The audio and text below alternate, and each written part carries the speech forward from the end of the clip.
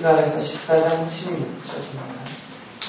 예루살렘을 치러 올라온 모든 민족 가운데서 살아남은 사람들은 해마다 예루살렘으로 올라와서 왕이신 만군의 주님께 경배하며 초막절을 지킬 것이다. 이 세상의 어느 백성이라도 예루살렘에 올라와서 왕이신 만군의 주님께 경배하지 않으면 그들의 땅에는 비가 내리지 않을 것이다. 이집트 백성이 예루살렘으로 올라와서 어울리지 않으면 그들의 땅에도 비가 내리지 않을 것이다. 주님께서는 초막절을 지키러 올라오지 않은 이방 나라들에게 내리실 그 똑같은 재앙을 그들에게도 내리실 것이다. 이것은 초막절을 지키러 올라오지 않은 이집트 사람과 모든 이방 민족이 받을 것이다.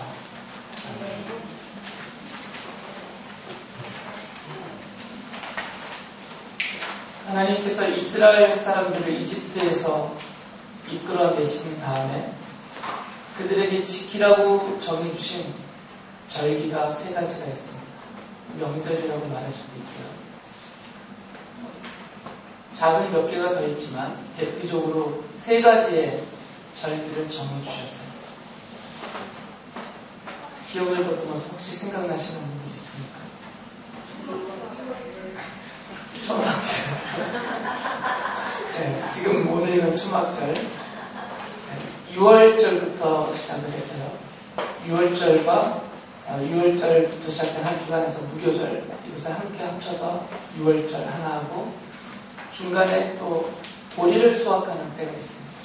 그래서 맥추절이라고 하죠. 칠칠절이라고 하고 그리고 그 해의 마지막 때 우리를 중 연말에 오늘 읽었던 초막절을 지키게 하셨습니다. 이 세 가지의 절기를 정해주시면서 이스라엘 남자들은 1년에 세 차례 이 세 번의 절기 때 반드시 하나님 앞에 나와서 하나님께 경배해야 된다라고 정해주셨어요.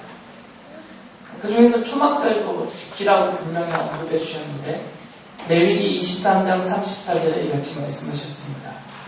너는 이스라엘 자손에 대해 다음과 같이 일러라. 일곱째 달의 보름날부터 1일 동안은 주에게 예배하는 초막절이다. 이스라엘의 달력과 우리의 달력이 좀 다르죠. 이스라엘의 달력에서 일곱째 달은 우리로 치면 지금 그레고리로 친다면 12월 경주입니다. 의미상 실제로는 7월 달이지만 연말이 되는 거죠. 그들의 달력 개념에서는. 그러면서 이 초막절을 지켜야 되는 그 이유를 말씀해 주셨습니다. 레위기 23장 43절 보면 이렇게 하여야 너희의 자손이 내가 이스라엘 자손을 이집트 땅에서 인도하여 낼 때 그들을 초막에서 살게 한 것을 알게 할 것이다. 나는 주 너희의 하나님이다.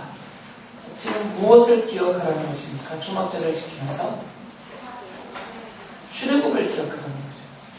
하나님께서 그들을 이집트 땅에서 이끌어내실 때 그들이 어떤 처지에서 어떤 상황에서 하나님의 강력한 은혜와 권능의 손길로 구원을 받았는지를 기억하라.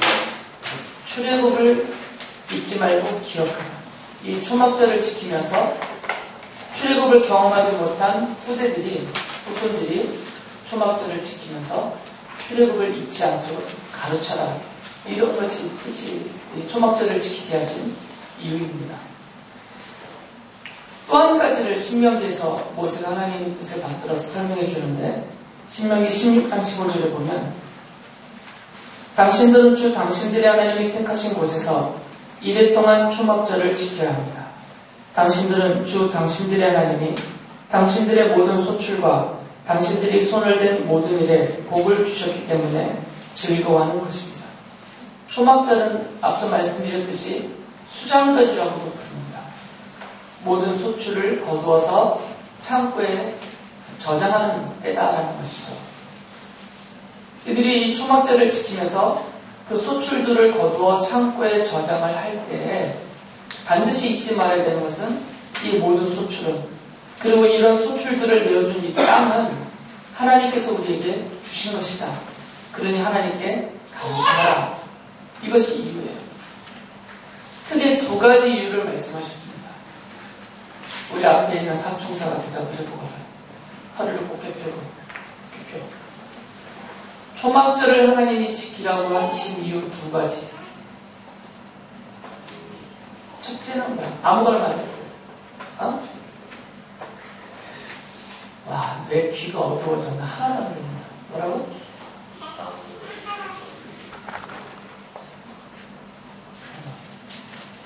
땅 얘기밖에 안 들렸어.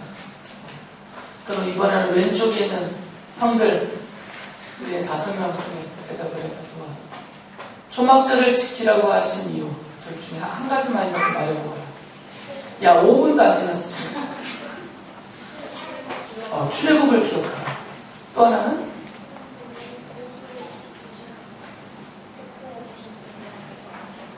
그래. 이 땅과 모든 소출은 하나님이 주신 복이다. 그래서 잊지 말고 감사하라. 그러니까 기억하고 감사하라. 여기 이유가 있습니다. 나는 절대 실망하지 않는다, 얘들아. 오로지 기대만 할 뿐이야, 너희들. 초막절을 지키라고 하신 이유는 두 가지입니다. 기억하고 감사하라.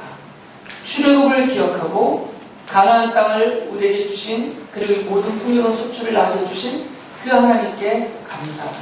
이것이 초막절을 지키게 하신 이유입니다. 이스라엘 사람들이 하나님을 고역하고 우상을 숭배하면서 멀리 떠나버렸을 때, 그럼 이 사람들이 금제야 초막절을 지켰을까 안 지켰을까? 안 지켰대요. 안 지켰습니다. 지킬 수가 없죠. 기억하지 않고 감사하지 않는데 이들이 초막절을 지키겠습니다. 그래서 실제로 이스라엘 사람들이 가나안 땅에 정착하고 나라를 세우고 그들이 번성한 이후에 그들이 타락하여 우상을 숭배하고 온갖 부도덕하고 불의하고 또 악한 일들을 저지르면서 초막절을 지키지 않았어요. 그런데 이들 중에 진실되게 신앙을 회복한 사람들이 생겨났을 때는 초막절을 또 지켰습니다.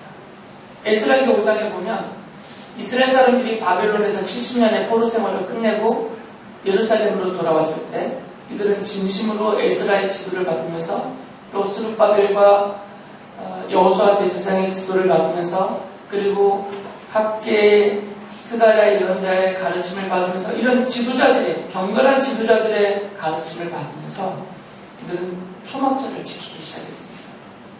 초막절을 지키면서 이들은 깊은 생각을 했을 것이다. 초막절은 무엇을 기억하라는 거겠죠? 출애굽을 기억하라. 이 사람들이 바벨론 포로지에서 살아 돌아오게 된 것은 그들의 입장에서는 출애굽과 같은 거죠.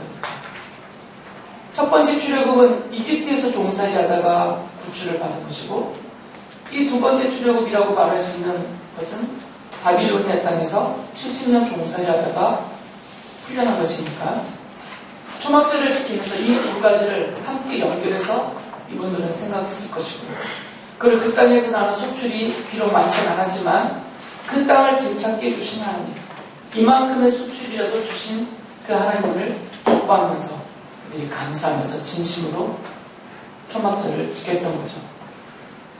그러니까 이 초막절은 바로 신앙을 고백하는 날이었어요.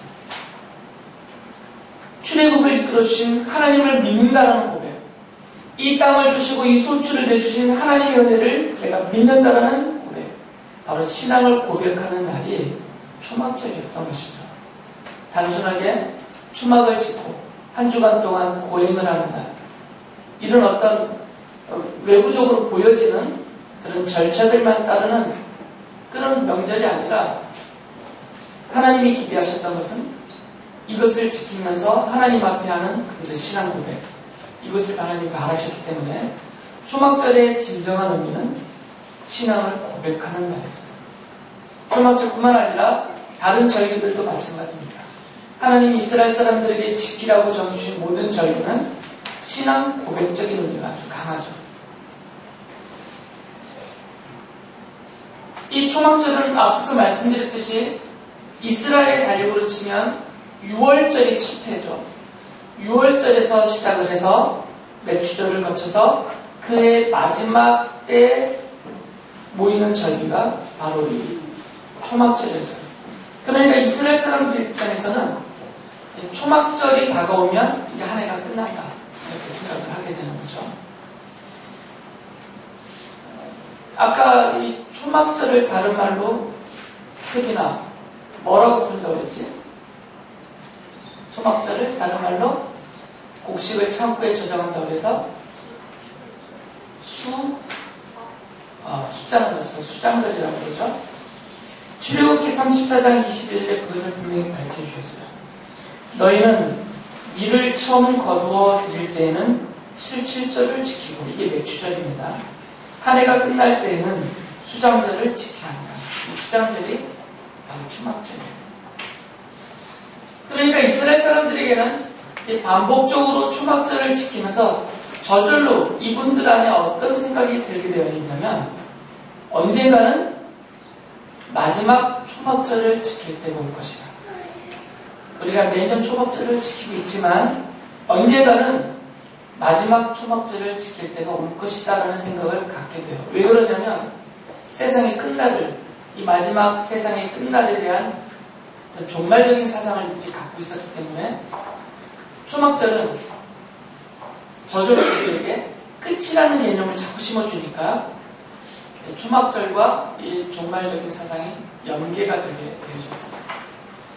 그래서 세월이 흐르면서 이스라엘 사람들 안에는 초막절은 종말적이다, 이런 사상이 함께 담겨져 있게 되었던 거죠. 우리가 스가랴서를 오랫동안 봤는데 스가랴서에 보면 스가랴 예언자는 새싹이라고 불리는 하나님의 종이 온 세상의 왕으로 오시는 그날에 대해서 계시하고 예언을 합니다. 거기에 집중되어 있죠. 바로 그 왕이 오시는 그날, 바로 그날에 연관된 모든 것들을 지금 말하고 있는 것이 스가랴서예요. 바로 그분이 왕으로 오시는, 그분은 우리가 예수 그리스도라는 것은 이미 충분히 말씀드려서 알고 있습니다. 예수 그리스도가 예루살렘과 유다 사람들과 그리고 온 세상의 왕으로 오시는 바로 그날 죄 용서가 베풀어지고 완전한 구원이 이루어지고 죄악과 죄인들에 대한 심판, 그리고 하나님의 백성들에 대한 영원한 평화의 나라가 시작된다. 이것이 이 스가랴서의 메시지였었죠. 스가랴는 이제 바로 그날, 바로 그분이 오시는 그날을 주님의 날이라고 불러요. 그러면서 이 주님이 오시는 그날이 세상의 끝날이다 라는 종말적인 사상을 가지고 이것을 초막절과 연관시키고 있습니다. 스가랴서 14장 5절을 보면 주 나의 하나님이 오신다. 모든 천군을 거느리시고 너희에게로 오신다. 바로 그날을 주님의 날이라고 불렀어요. 스가랴에서 말하는 그날은 주님의 날이고 그 주님의 날은 예수 그리스도가 왕으로 오시는 날입니다. 이중적이죠. 그리고 그분이 죽임을 당하고 부활하신 후에 승천하셨다가 온 세상을 심판하러 마지막 날 다시 오실 재림까지 다 연관되어서 말씀하고 있는 그날이에요. 그래서 바로 그날이 되면 14장 12절에서 심판이 이루어진다는 말씀을 이렇게 하시죠. 예루살렘을 치러 오는 모든 민족을 주님께서 다음과 같은 재앙으로 치실 것이다 하시면서 그 재앙에 대해서 말씀하세요. 여기서 말씀하고 있는 이 예루살렘은 상징적인 도시입니다.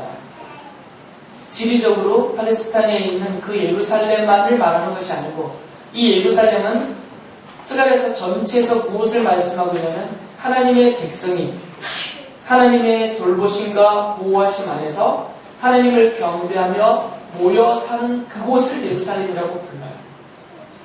교회라고 말할 수도 있고 하나님의 백성들 공동체 전체를 가리키는 표현일 수도 있습니다. 그렇기 때문에 예루살렘을 치러 온다 할 때 이 예루살렘을 치러 오는 모든 민족은 전 세계적으로 하나님의 백성들, 하나님의 교회, 하나님의 나라를 대적하는 그런 적대적인 세력들을 말하죠. 그들을 심판하신다는 겁니다. 천군을 거느리고 오셔서 주님의 날에, 바로 그날에 이들을 심판하실 것이다 라고 말씀을 하세요. 그런데 이들을 심판하실 때 하나님께서 그들 가운데 일부를 살려두신다라는 말씀을 하세요.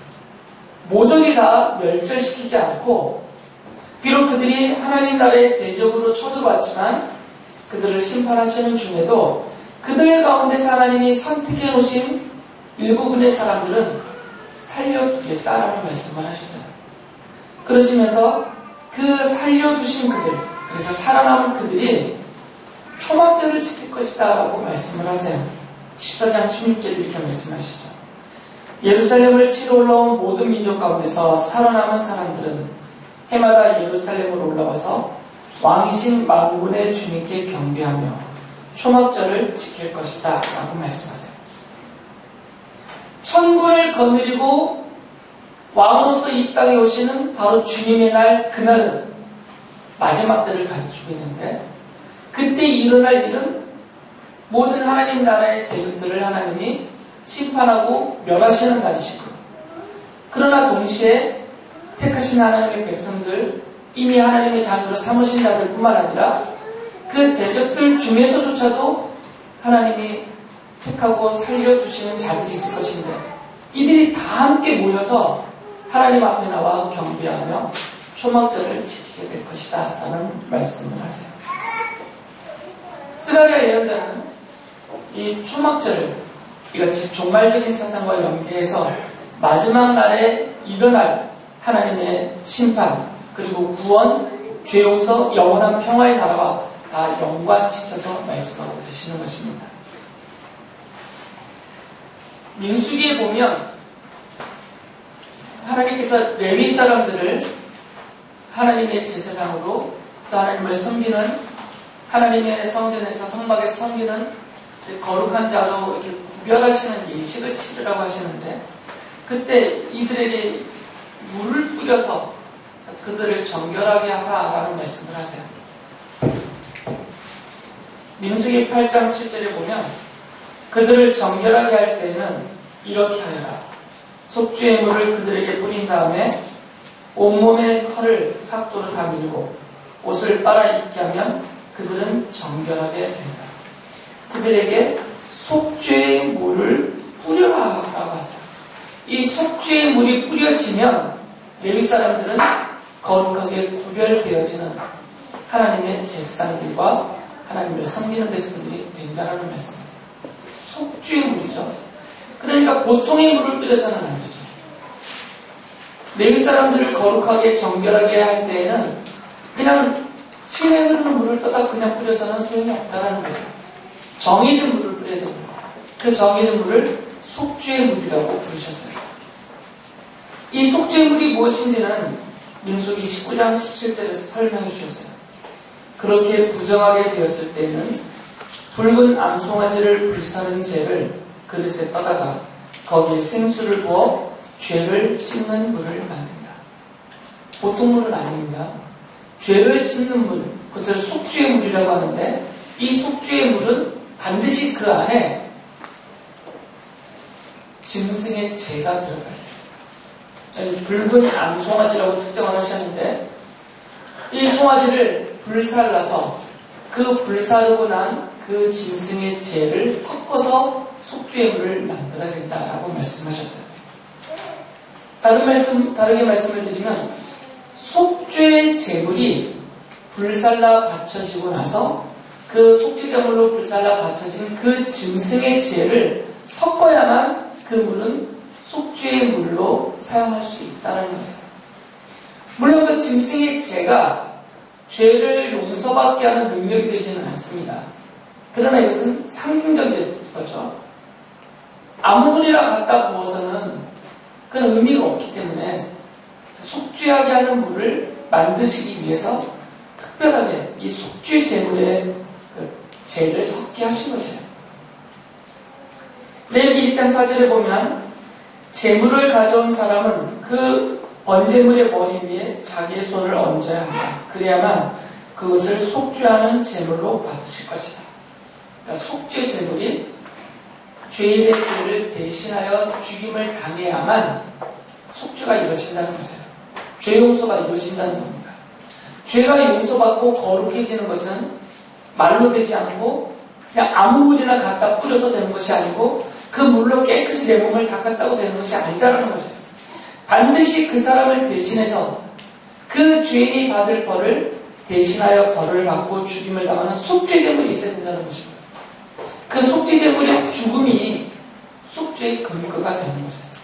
그래서 속죄물은 그 속죄제물의 죄를 반드시 섞어야 되는 것입니다. 예수님께서 이것과 연관되어지는 말씀을 하셨어요. 요한복음 7장은 유대인의 초막절 명절이 가까운 그때 일어난 일들을 기억하고 있는데 예수님께서 이 초막절에 예루살렘으로 올라가셨습니다. 7장 2절 보면 그것을 밝히고 있죠. 이 초막절이 일주일간 진행이 되는데 일주일이 끝나는 마지막 날에 예수께서 사람들 앞에서 큰 소리로 이렇게 말씀을 하셨어요. 요한복음 7장 37절 38절입니다. 목마른 사람은 다 나에게로 와서 마셔라.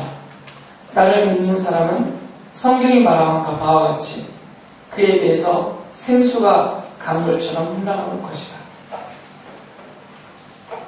성경을 주석하는 성경학자들은 이 당시의 상황을 이렇게 묘사를 합니다. 유대인들이 전통적으로 이 초막절을 지키는 방법 중에 한 가지는 실로암이라는 못이 있는데 예루살렘에 그 실로암이라는 못에 가서 물을 길어다가 제단에 붓는 그런 행위를 했다라고 해요.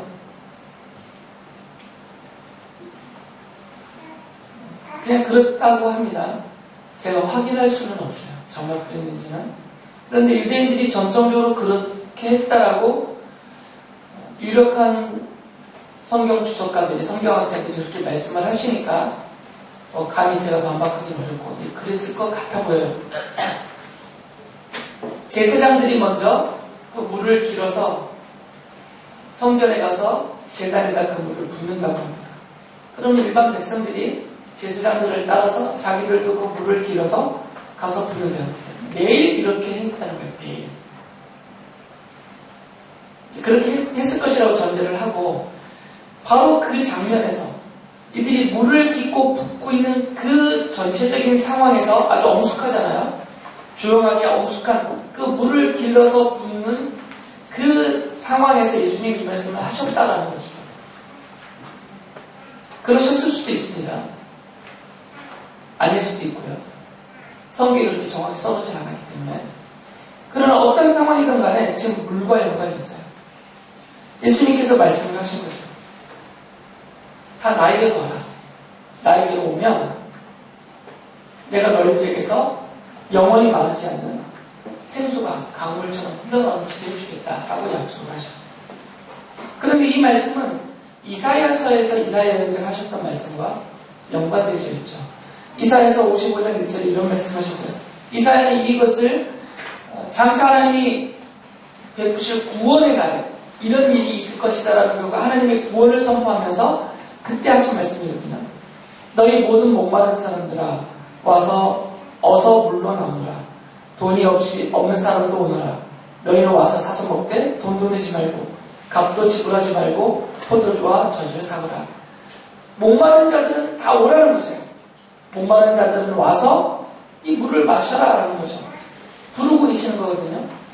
그래서 예수님이 이 말씀을 인용하시면서 목마른 사람은 다 나에게로 와서 마셔라라고 말씀하셨던 거죠. 이 말씀은 이미 예수님이 요한복음 4장에서 사마리아 여인을 만났을 때 이미 하셨던 말씀과 연결이 됩니다. 요한복음 4장 14절을 보면 그러나 내가 주는 물을 마시는 사람은 영원히 목마르지 아니할 것이다. 내가 주는 물은 그 사람 속에서 영생에 이르게 하는 샘물이 될 것이다 라고 말씀하셨어요. 이게 지금 다 초막절 때 예수님이 말씀하고 계신 겁니다. 그런데 사도 요한이 하나님이 보여주시는 새하늘과 새 땅을 보았어요. 천국이죠. 그것을 보았을 때 하나님이 이렇게 말씀하셨습니다.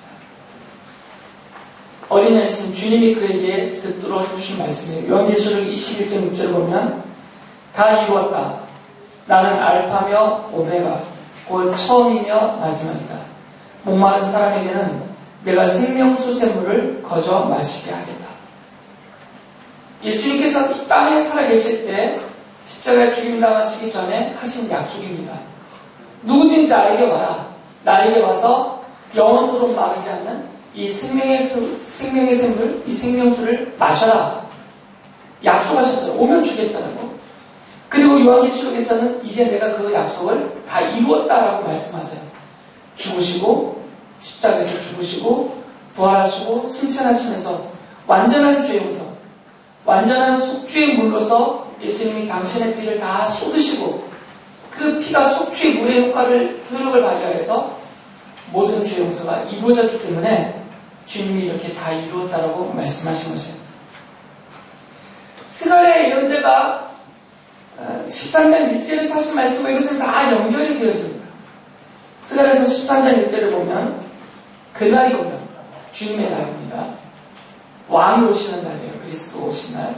그날이 오면 샘 하나가 터져서 다윗 지방과 예루살렘에 사는 사람들의 죄와 더러움을 씻어줄 것이다.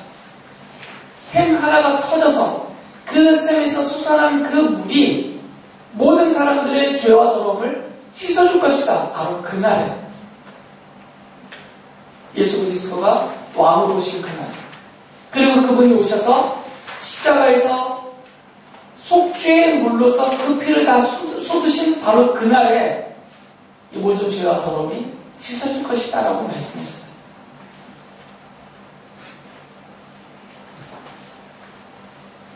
예수님께서는 바로 이것이 스가랴의 모든 예언이 당신에게서 성취되어지고 있음을 보여주고 계시는 것입니다. 지금은 초막절의 때다라고 이야기를 합니다. 신천지라는 이단 집단이 또 여호와의 증인이라는 하나님의 교회라는 이단 집단이 하도 초막절을 들먹거리기 때문에 전통적인 교회에서 이 초막절 얘기를 잘 못해요. 초막절 얘기를 잘 못하면 그 사람들과 이렇게 연결이 되어버리니까. 그런데 실질적으로 성경이 말하는 시기적인 구분을 본다면 지금은 초막절 때입니다. 말씀드렸잖아요. 초막절은 마지막 때를 가리키는 절기라고요. 지금은 마지막 때입니다. 베드로 사도가 베드로서 4장 7절에서 그것을 이렇게 설명해 주었어요. 만물의 마지막이 가까이 왔습니다. 그러므로 정신을 차리고 삼가 조심하여 기도하십시오. 마지막이 가까이 왔습니다. 지금이 바로 이 마지막 때라는 것이에요. 바로 초막절의 때라는 것입니다. 이 마지막 때의 성도들은 주님이 약속하신 대로 예수 그리스도의 피가 이 속죄의 물이 되어서 그 약속을 믿는 모든 하나님의 백성들의 죄와 더러움이 다 씻어지는 구원의 은총을 입었습니다. 다 용서받은 자들이 된 것이죠.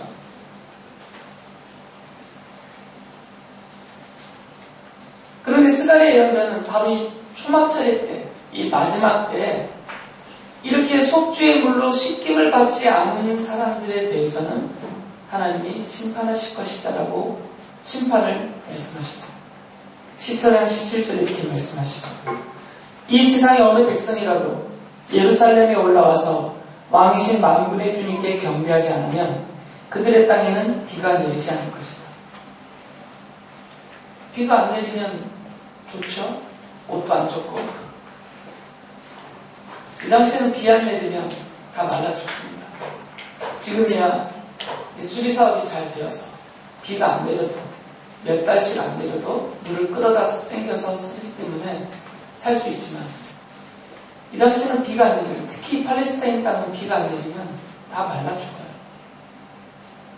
하늘만 바라보는 그런 농사를 짓기 때문에 나일강처럼 1년 동안 마르지 않는 큰 강이 있는 것도 아니고 가물면 금방 실줄기처럼 말라버리는 요단강 하나 입고 사는 그런 땅이기 때문에 비가 안 내리면 최악의 상태가 되죠.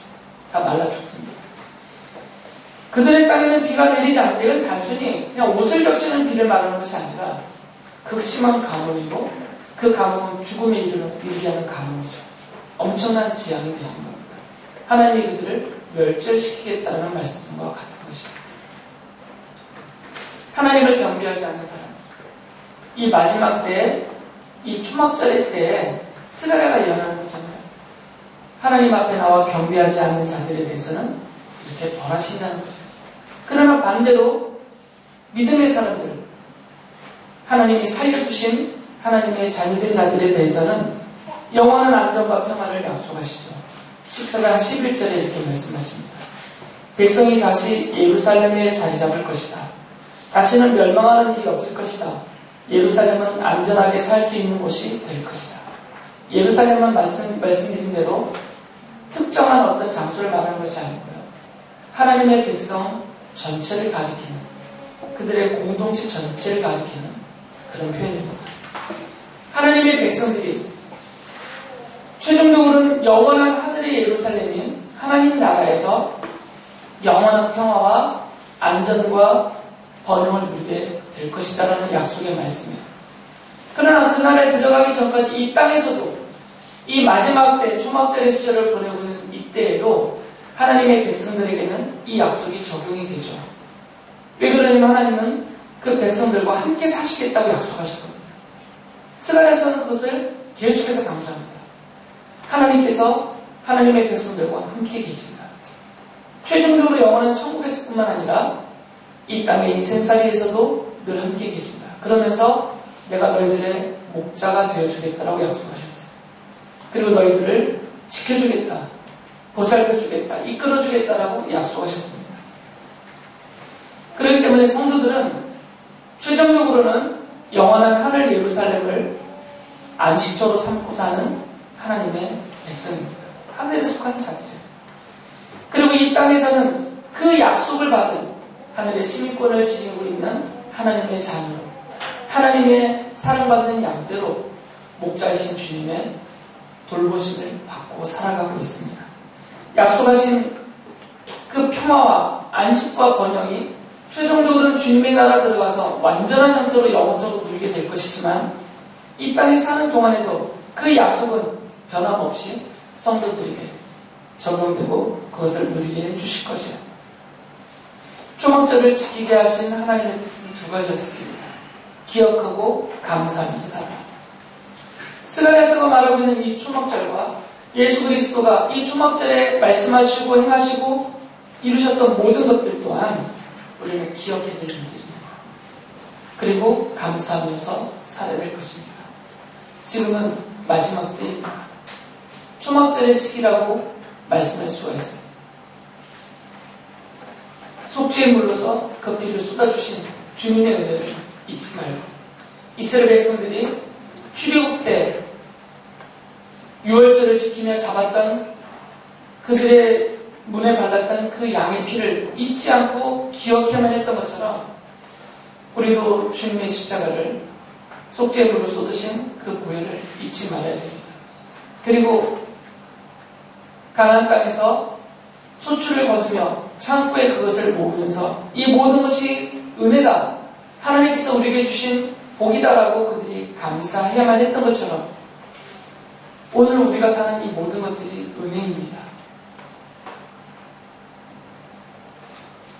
많고 적고를 떠나서 풍족하냐 빈곤하냐를 떠나서 우리가 사는 하루하루가 다 은혜입니다. 주시는 복이고요. 돌보심 안에서 살아가고 있습니다. 이 말씀을 기억하면서 늘 주님의 십자가를 기억하고 또 베푸시는 은혜를 감사하면서 목자 되신 주님 손 안에 돌보심을 받고 살아가는 여러분 모두가 되시기를 바랍니다.